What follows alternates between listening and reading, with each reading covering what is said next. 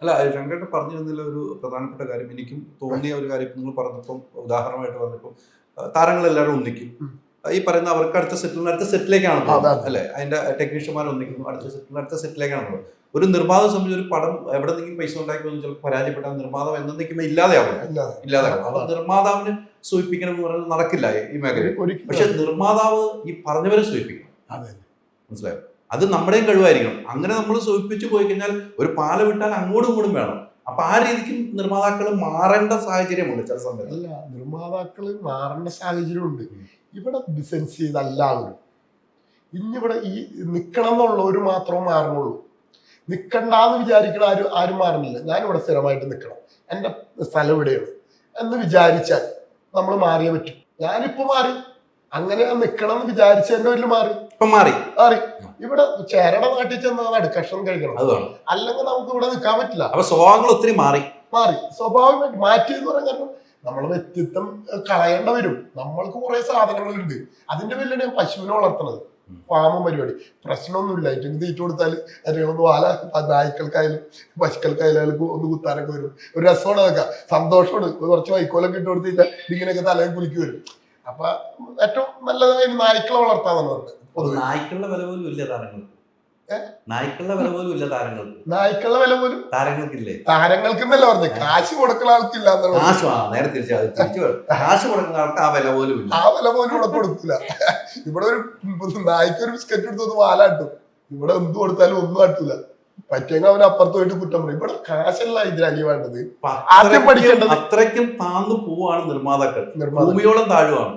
അതിന്റെ അപ്പുറത്തേക്ക് താഴാൻ പറ്റാതെ കാശ് മുടക്കി കഴിഞ്ഞിട്ട് താന്നില്ലെങ്കിൽ അവന്റെ കുടുംബം പോകും, നാട്ടിൽ ഇമേജ് പോകും. ഈ പടം പുറത്ത് വന്നില്ലെങ്കിൽ ഒരു വലിയ സംഭവമാണ് നാട്ടിൽ. ഞാൻ പ്രൊഡ്യൂസറാണ്, നിർമ്മാതാവാണ്. ഇതൊന്നും എനിക്ക് വിഷയമല്ല കേട്ടോ. എനിക്കിപ്പോ പേരും വെക്കാണ്ട് ഞാൻ സിനിമയൊക്കെ പല സ്ഥലത്തും ഞാൻ സിനിമകളിൽ എന്റെ പേര് വെച്ചിട്ടില്ല. പല സ്ഥലത്തും ഞാൻ എതിരാളിക്കാൻ പറയാൻ പറ്റിയിട്ടുണ്ടോ, അതൊന്നും എനിക്ക് വിഷയമല്ല. ഇവിടെ കുറെ ആൾക്കാർ നാട്ടിൽ പറയും ഞാൻ പ്രൊഡ്യൂസറാണെന്ന് പറയും. പിന്നെ നാട്ടിലേക്ക് ആകെയുള്ളത് ദുരഭിമാനികളാണ് ആത്മഹത്യ ചെയ്യണതും. നാട്ടിൽ പറഞ്ഞു നടന്ന് പടം ഇറങ്ങില്ലേ പോയി. അപ്പൊ ഇവര് അവിടെ നിന്ന് ഇവിടുന്ന് കടം മേടിച്ച് എങ്ങനെയും തീർക്കും, ഡയറക്ടറെയും കാലും കൈ പിടിച്ച് അങ്ങനെയും തീർക്കും. അപ്പൊ ഇതൊന്നും എനിക്കൊരു വിഷയമല്ല. എനിക്കൊരു പടം നിന്ന് പോയാലും എനിക്ക് പേടിയില്ലാത്ത ആളും. എന്റെ പാർട്ട്ണർക്ക് അത് പറ്റൂല്ലോ.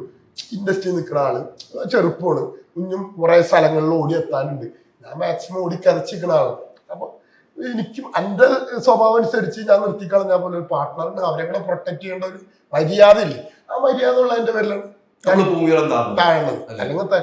ഒരു വല്ലാത്തൊരു പോയിന്റാണ് പറയുന്നത്. പറഞ്ഞത് ഒരു സത്യാവസ്ഥ ഉണ്ട്, ഇല്ലാതെ പറഞ്ഞ ഒരു നിർമ്മാതാവിനെ സംബന്ധിച്ചിട്ടുണ്ടാകുന്ന വേദനയാണ് ഇദ്ദേഹം ഇപ്പോൾ പങ്കുവച്ചത്. ശങ്കരേട്ടൻ കൃത്യമായിട്ട് പറഞ്ഞു, നമുക്ക് കിട്ടുന്ന ഒരു നിർമ്മാതാവിന് പല സ്ഥലത്തും പല സ്ഥലങ്ങളിലും ഇൻസൾട്ട് ചെയ്യുന്ന നിലയിലേക്ക് പോകും. ബാക്കി എല്ലാവരും ഒന്നിക്കും. അങ്ങനെ ഒന്നിക്കുമ്പോഴും അഡ്ജസ്റ്റ് ചെയ്യാൻ നമ്മൾ തയ്യാറാണെന്നും അങ്ങനെ അഡ്ജസ്റ്റ് ചെയ്യാൻ ഈ സിനിമകൾ പഠിച്ചു എന്ന് പറയുന്നു.